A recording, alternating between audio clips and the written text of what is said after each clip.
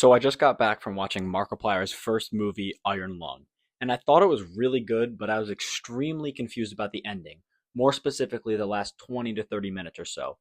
None of the theories I've seen online sound correct to me, so I'm going to explain my take on the movie. First, before I go into my theories, I'll do a quick review. If you want to see the theory, skip to the time shown below.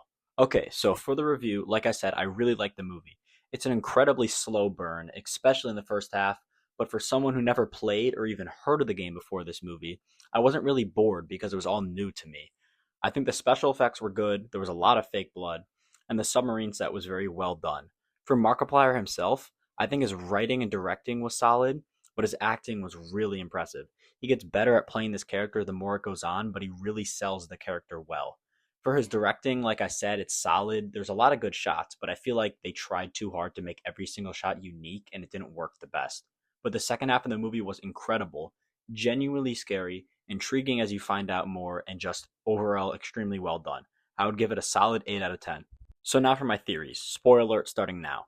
So near the end of the movie, Simon, played by Markiplier, hears a voice on the intercom of a woman he doesn't know, who tells him the coordinates to get to a location, which turns out to be a sort of portal.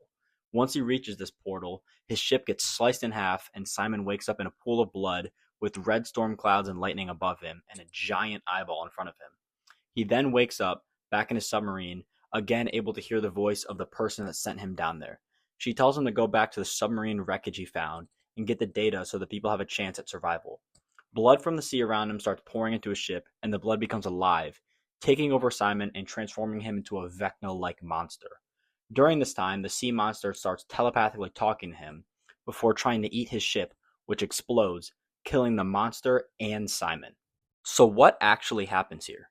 What truly is the monster?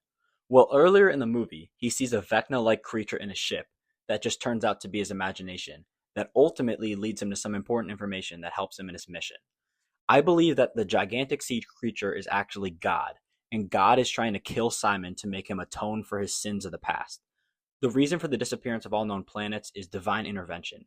God destroyed every planet to make the universe atone for all of their sins, leaving only the Blood Moon because it is God's home planet, which he created. The blood on the planet is the blood of every human on every planet that disappeared, which explains why it feels alive. Right when God is about to kill Simon, the blood fully covers Simon, which is the people that God killed protecting Simon as revenge for God killing them. The ship explodes, killing God, but Simon survives due to the blood hardening around him, the spirit of the dead saving him. Now, having killed God, Simon becomes somewhat of a god himself, which explains how he was able to go back and help his past self find the letter, also explaining why his past self saw a Vecna-like creature in the submarine with him.